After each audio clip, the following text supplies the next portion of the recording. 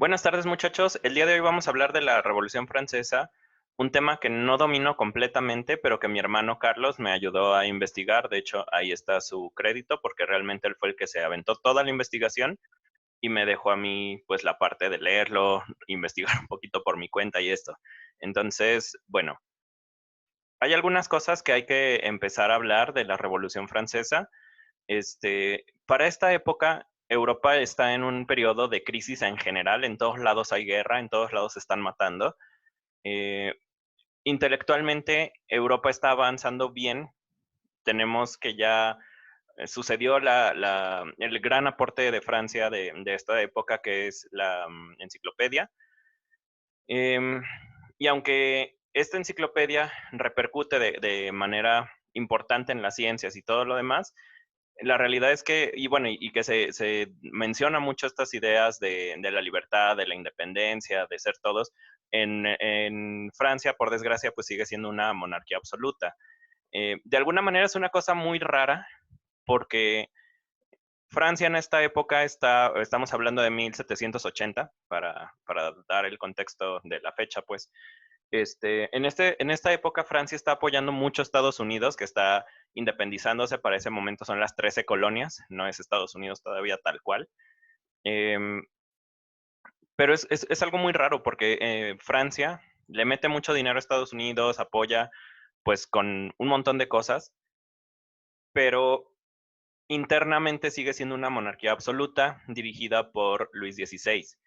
Entonces, es una cosa muy chistosa porque por fuera Francia está apoyando ideales de revolución y de cambio y esto, y por dentro sigue siendo lo mismo de siempre.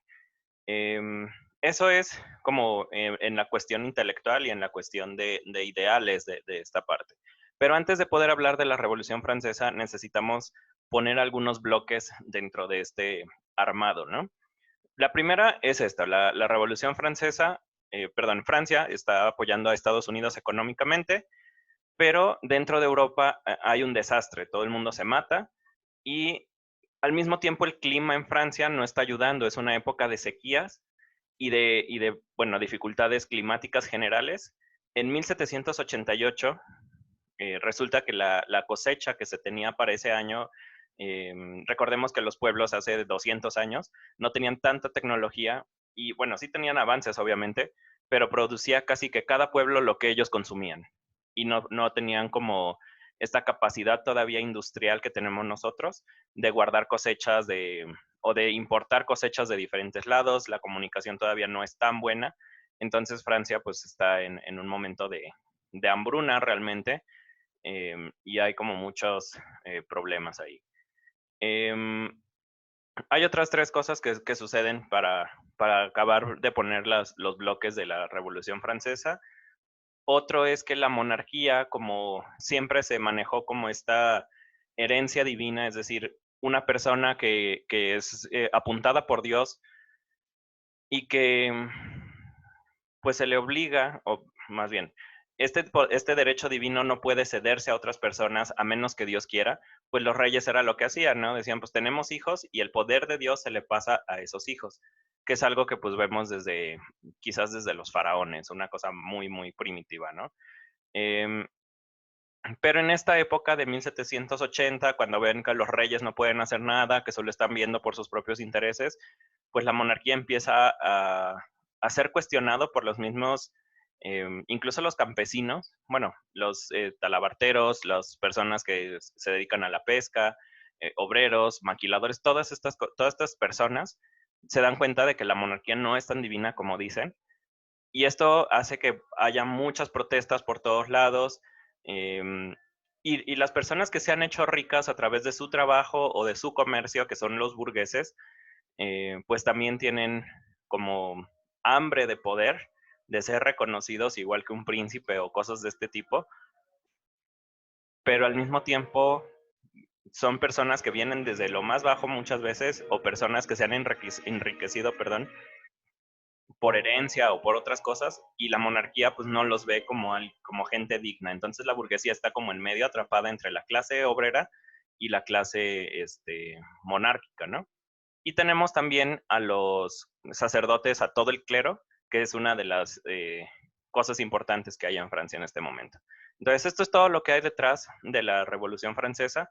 Tenemos un momento de inestabilidad, de inequidad, o sea, porque los burgueses tienen su dinero, pero obviamente no lo comparten con la clase más pobre. Y la clase más pobre, en la imagen de atrás, se ve que están, bueno, no se ve muy claro, pero se ve que están dando sus pertenencias, ropa, artículos como cucharas, cuchillos, etcétera, etcétera, para poder medio comprar o medio sobrevivir el, el hambre que están pasando. Entonces sí está como muy, muy fuerte en este momento. Y bueno, es una época oscura en general, en 1788. La amenaza de la guerra está por todos lados y así. ¿Qué es lo que pasa ahora sí en Francia? Eh, pues en algún momento se le pide a Luis XVI que pues haga algo.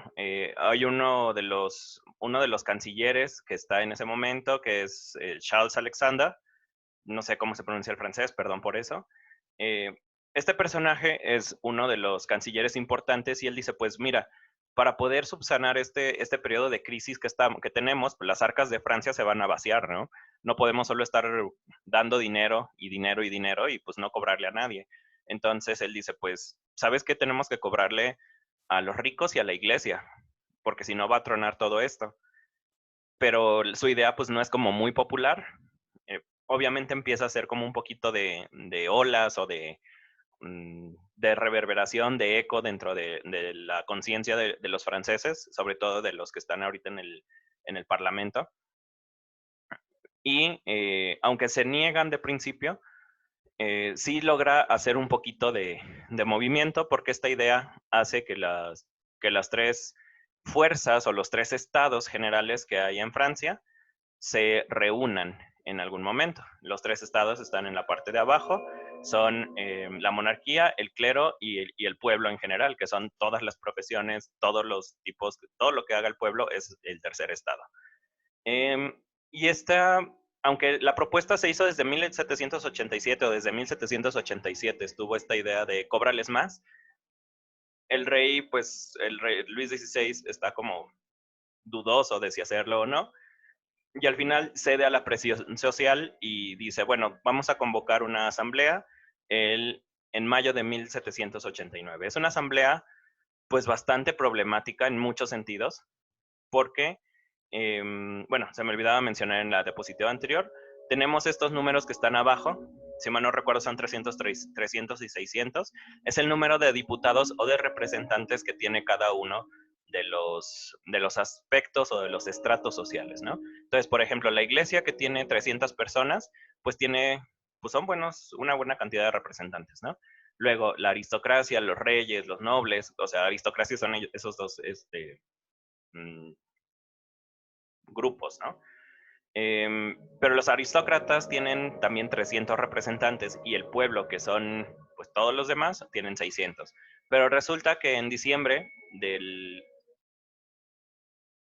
perdón, del 88, el pueblo recibe el doble de representantes sociales, entonces es como 4 veces más representantes que la iglesia o que el clero, e incluso el doble de representantes si se fusionan la iglesia, perdón, la iglesia y la aristocracia.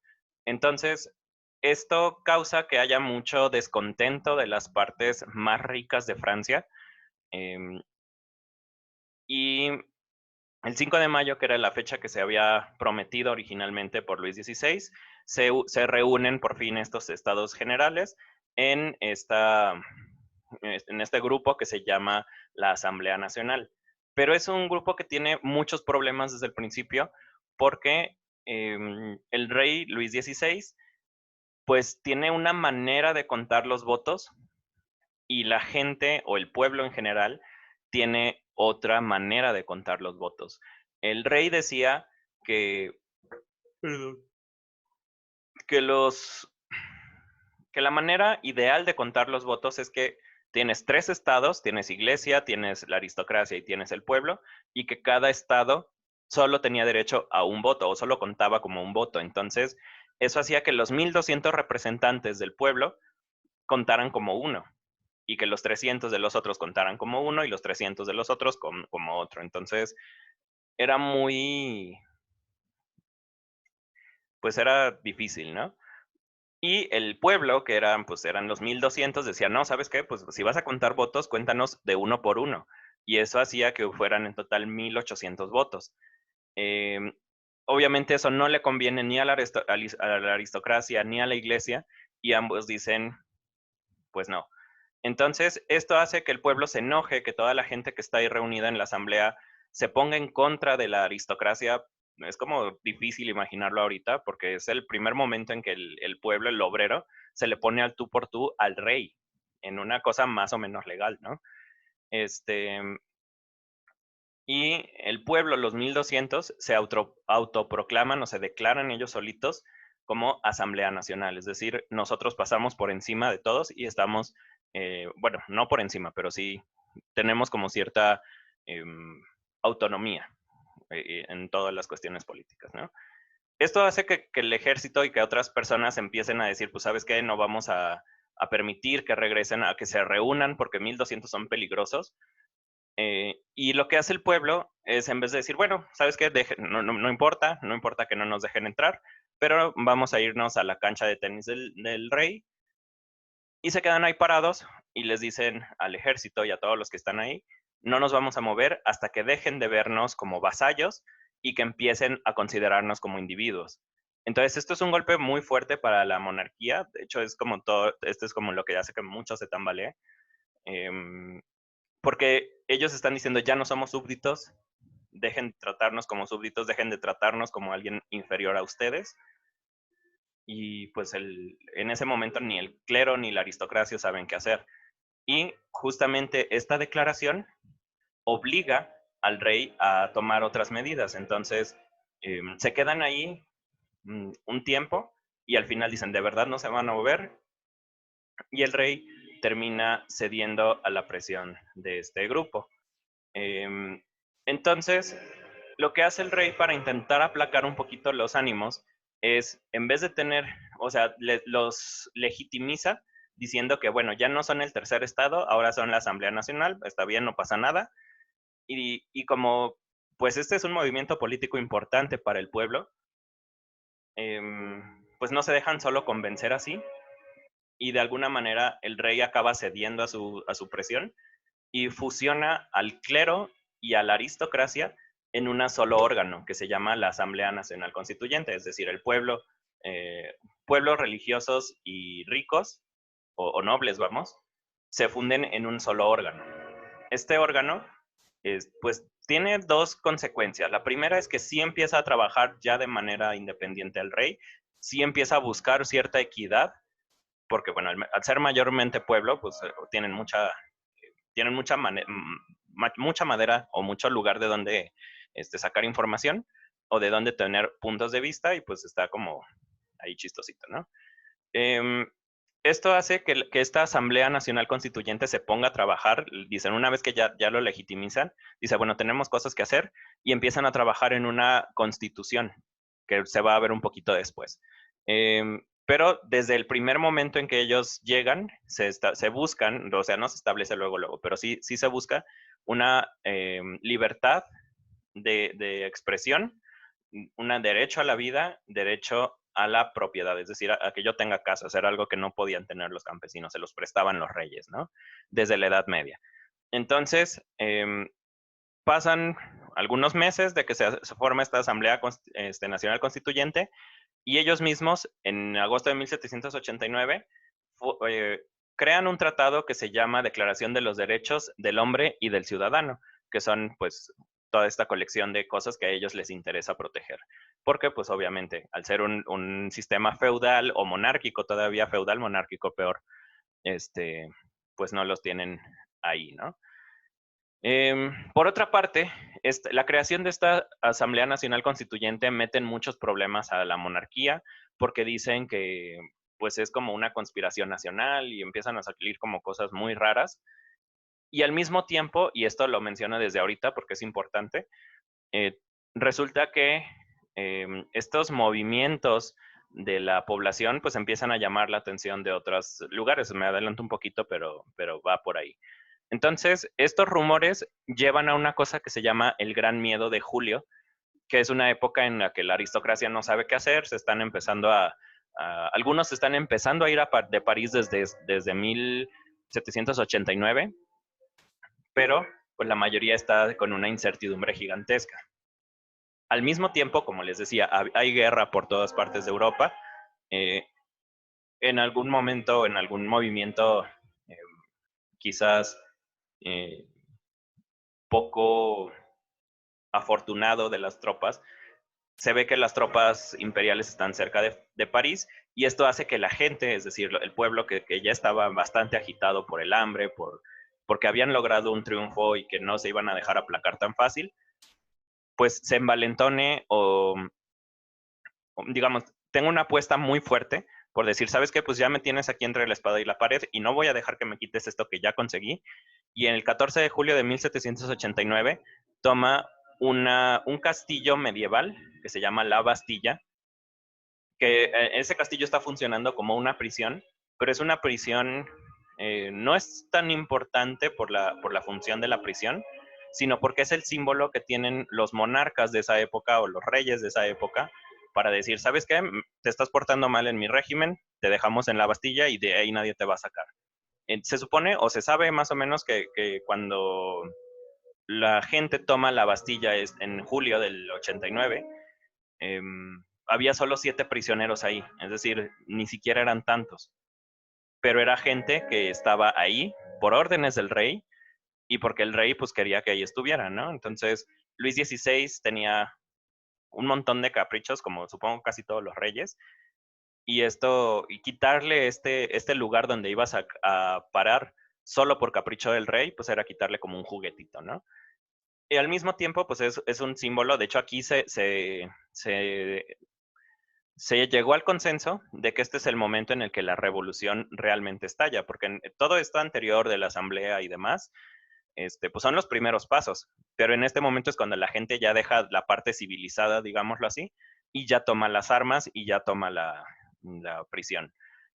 Otra cosa importante es que durante esta época de julio del 89 a octubre, diciembre, todos estos meses son meses en los que nadie sabe a quién le rinde pues tributo o de qué parte está cada quien. Es como una época muy confusa en la que sí hay obviamente, esta asambleas representa un poquito el poder, pero al mismo tiempo está la iglesia que no ha acabado de desacostumbrarse al poder. Tenemos unos reyes que pues siguen mandando, pero ya no todo el mundo les hace caso, entonces es un caos. Hay otra marcha importante que se llama la Marcha de las Mujeres, que se da el 5 de octubre. Esta Marcha de las Mujeres se sabe que es una marcha violenta en la que las mujeres de París buscan sacar a los monarcas de su casa, pero al final no lo sacan, pero sí llegan a robarse un montón de cosas, matan a muchos de la aristocracia y pues, les hacen un montón de cosas, pues sí, bueno, cosas horribles que pueden buscar en internet, ¿no?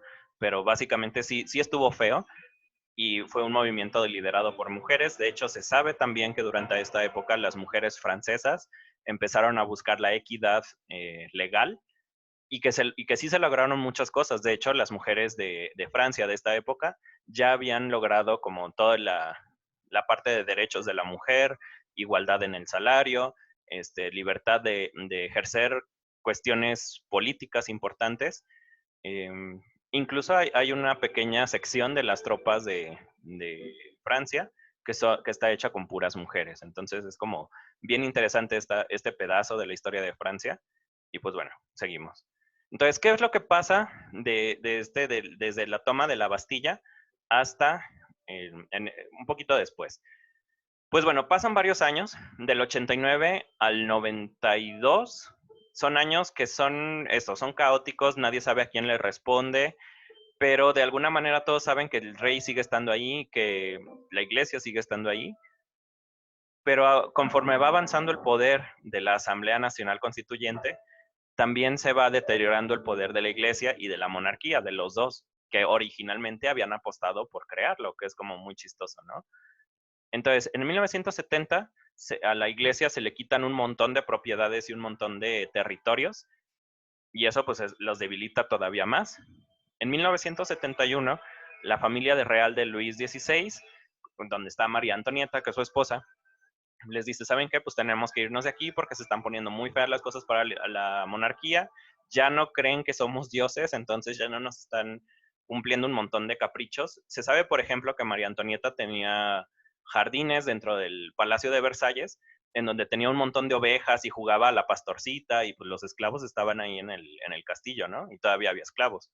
Entonces, pues era como, si la gente entra y ve esto, pues nos van a crucificar o a ver qué nos hacen. Entonces, eso es una cosa importante de estos años.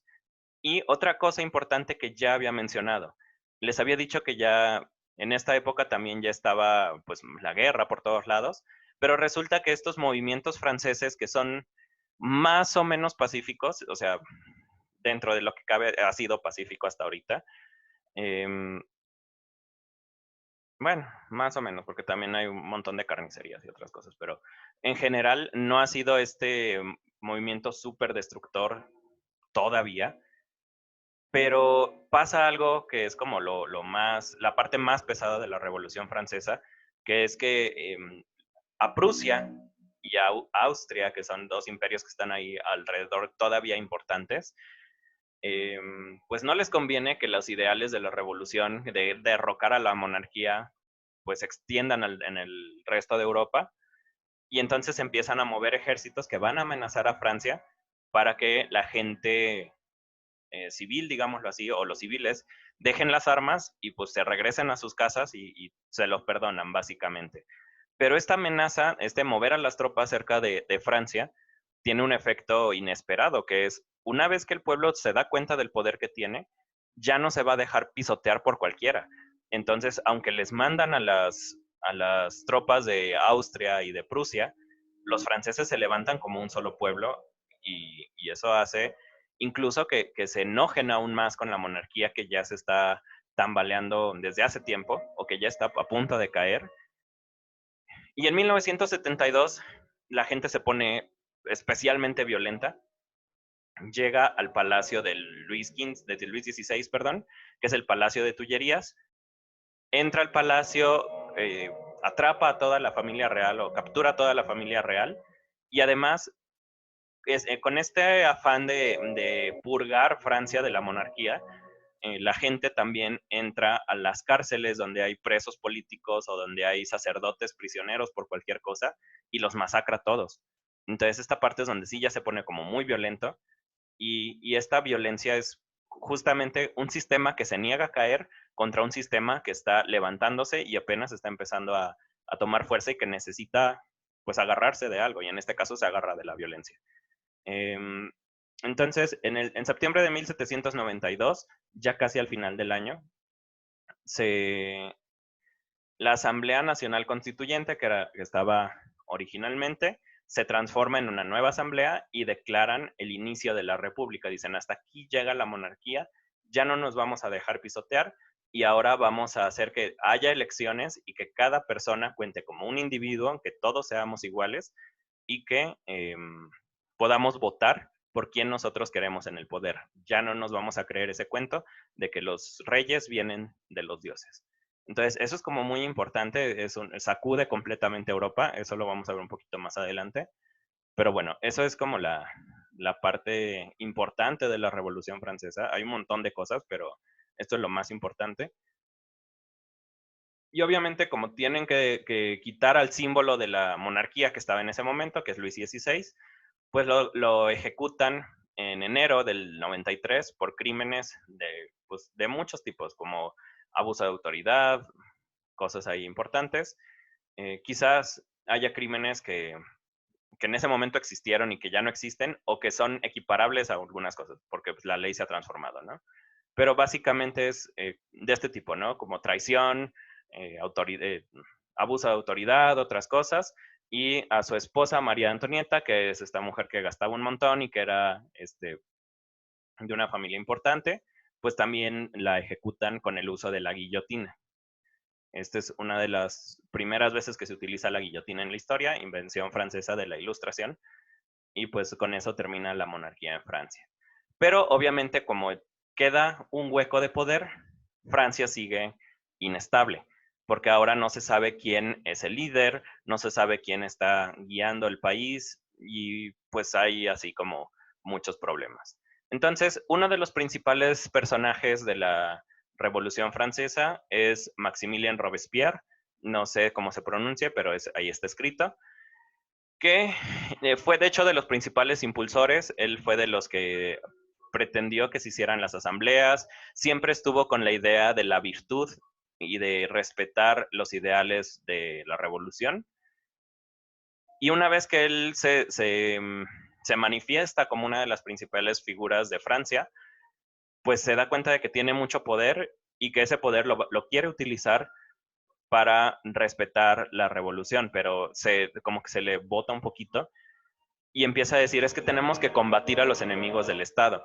Y obviamente, como una figura de autoridad o con una figura con todo el poder del régimen francés, pues empieza a caer en tiranía casi de inmediato, ¿no? Robespierre empieza a utilizar la guillotina para ejecutar a un montón de gente. Eh, Esto se ve como acrecentado porque los ejércitos de Prusia y de Austria que estaban alrededor de Francia siguen cerca de ahí con la amenaza de que los vamos a atacar. Entonces, pues esto hace que como que caiga en una paranoia y empieza a ejecutar a diestra y siniestra. Acusa obviamente a nobles y a sacerdotes que eran los que tenían el poder el año pasado o hacía unos 4 o 5 años. Aunque acusa a ellos, pues ejecuta realmente a quien se le ponga, ¿no? Se sabe que atrapó o que tuvo en sus cárceles hasta 300,000 personas y de esas 300,000 personas ejecutó a un 0.5%, 17,000, pero 17,000 en 8 o 9 meses, pues son muchísimos, ¿no? También se sabe que desapareció a mucha gente y pues ese es el régimen del terror de Maximilien Robespierre. Dentro de este régimen de terror, de todos modos, hubo cosas importantes dentro de la política y dentro de las reformas que se buscaban hacer.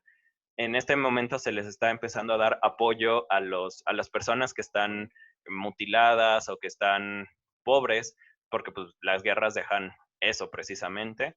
Se establece un precio al que se le llama máximo, y así se le queda el nombre, el precio máximo, que es justamente eso, el precio más alto que puede poner un comerciante a sus productos. Es decir, se les está poniendo un límite, porque antes, pues cada quien vendía el precio que quería y si era un buen comerciante o si tenía buena calidad o estas cosas, pues eran muchos factores los que influían, pero siempre había un abuso.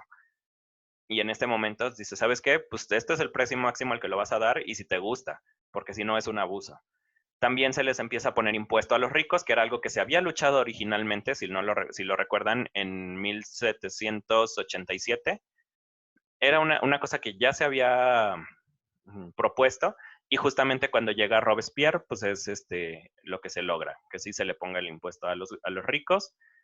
Mucha gente, sobre todo nobles y clérigos o gente de la iglesia, dejaron Francia entre 1789 y 1792, 93, y obviamente dejaron casas y dejaron propiedades a su nombre. Lo que hizo el Estado fue agarrar todo eso y venderlo. Para un poquito para enriquecer las arcas y un poquito pues para que esa gente no pudiera regresar a continuar sus abusos. Y por último, una de las cosas importantes, de hecho yo creo más importantes de esta etapa, es que la educación se pone como una obligación del Estado y que debería ser gratuito, más bien de la República, ¿no? Obviamente, esto no puede continuar mucho tiempo. En una de las múltiples peleas o batallas que hubo para derrocar a Robespierre, al parecer le dan un golpe en la boca o en la mandíbula, se le complica y muere en julio de 1794, justamente el mes en el que termina su mandato, ¿no? Muere ya. ¿Qué es lo que pasa? Se vuelve a crear un segundo abismo de poder. Y esto causa que la gente, pues, otra vez no sabe a quién le va a responder, no sabe de qué lado está. etcétera, etcétera, pero se aminora un poco porque ya empieza a existir esta noción de partido político desde que está Robespierre en el poder, o desde antes, desde que está la Asamblea Nacional.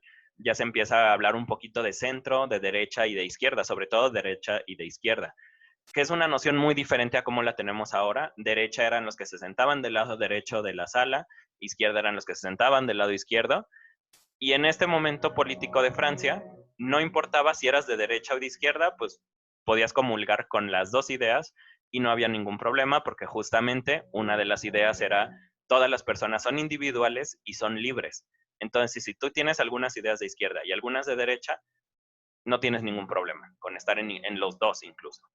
Eh, pero obviamente esta configuración inicial de los partidos políticos empieza a desmoronar y empiezan a surgir pequeñas fracciones de los de centro derecha, centro izquierda. Hay unos que son incluso los realistas, que eran los que estaban todavía del lado de la monarquía y de la parte pues real, o de la parte pues sí, de la realeza, ¿no?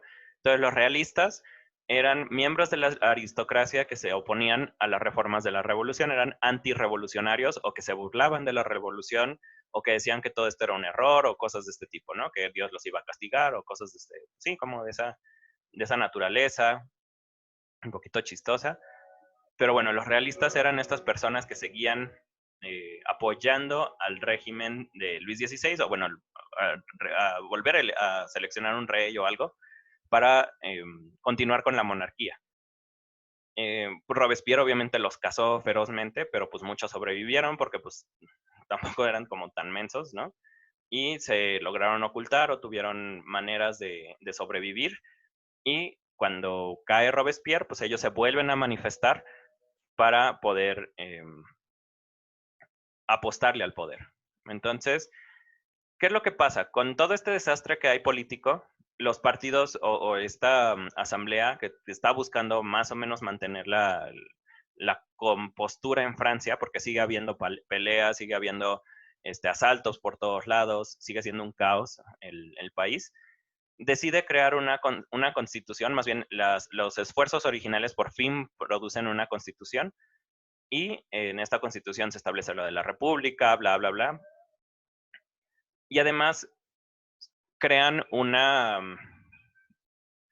rama del poder, o digamos un órgano del poder que se llama el directorio, que tiene nada más 5 personas, y estas personas dividen el poder en dos cámaras, que eran los viejos y los nuevos, básicamente, ¿no? Este directorio intenta crear una república burguesa, es decir, en la que la clase media, la clase pues trabajadora, pero con cierto privilegio económico, bueno, sea la que guíe el país, pero como sigue habiendo guerras por fuera de Francia y sigue habiendo problemas con los antirrevolucionarios, con los realistas, sigue habiendo emboscadas, todo tipo de ataques, de guerra civil dentro de Francia, realmente el país nunca se puede estabilizar de ninguna manera. Y en 1797, perdón, 1797, perdón, hubo un primer golpe de Estado que ya había modificado un poco las cosas ahí. Y si se fijan, esto es antes de Robespierre, es como una revoltura ahí de fechas y de todo, pero así es como el directorio ya existía, pero pues se le mueven un poquito las funciones y ahí intenta más o menos mantener a Francia. Entonces, en 1797, perdón por la fecha ahí, hay un primer golpe de Estado que quita a todos los realistas que estaban dentro del directorio, pasa todo lo de Robespierre, y una vez que queda el hueco de poder, ya desde antes Napoleón Bonaparte había asomado por ahí la cabeza como figura histórica importante, pero es hasta después, hasta 1799, que Napoleón Bonaparte toma relevancia, una gran relevancia histórica. Ya era relevante, pero para este momento él dice, pues yo tomaré el poder, yo tengo el conocimiento y yo tengo la fortaleza para guiar a Francia. Y bueno, resultado de la Revolución Francesa, cosas importantes, se derroca la monarquía, se establece un poder para el pueblo, un poder real para el pueblo. Nunca está estable el país en estos años. ¿Qué otra cosa es importante? El reino de terror de Robespierre, las ejecuciones en masa, abuso de poder, y me parece que eso es de manera general todo lo importante de la Revolución Francesa. Hay una cosa curiosa que quiero nada más mencionarles, yo creo que ya la han visto si pusieron pausa en el video o cualquier cosa. Dentro de este periodo, como los franceses creían que era un movimiento tan grande y que estaba cambiando tanto las cosas en el mundo, que realmente sí lo hizo, ellos decidieron hacer su calendario propio para poder separarse del resto de la población o de la humanidad y decir aquí empieza algo nuevo. Este es un intento como muy chistosito y se utiliza durante estos años que están ahí abajo, pero pues realmente no logra como revolucionar, digamos, también las fechas, porque quería quitar todas las referencias católicas o religiosas del calendario, quitar todos los nombres de los meses, ahí están algunos de los meses como chistosos, y aparte, para este momento, para cuando Napoleón está a punto de proclamarse cónsul, me parece que es el año 7 de la nueva, digamos, de la nueva era, ¿no? Entonces es un calendario que fracasa y ya. Entonces, toda esta información ustedes la pueden consultar en internet. Bueno, ahí está la ficha de despedida. Y ahí están las fuentes. Estas las voy a agregar en la parte de la descripción del video por si alguien quiere leerlo un poquito más a detalle. Y si entienden inglés, el video que está en la parte de hasta abajo me ayudó a llenar algunos de los huecos que tenía. Por ejemplo, esta de que las iglesias y esto pierden sus propiedades en 1970, pues lo saqué de ahí. Entonces, pues esto es todo, muchachos. Muchas gracias por ver este video. Los espero la próxima semana. Probablemente estaremos hablando de las cuestiones de Napoleón Bonaparte, pero lo confirmo con su maestro antes de cualquier otra cosa. Bueno, pues eso es todo. Muchas gracias por sentarse un rato a escuchar esto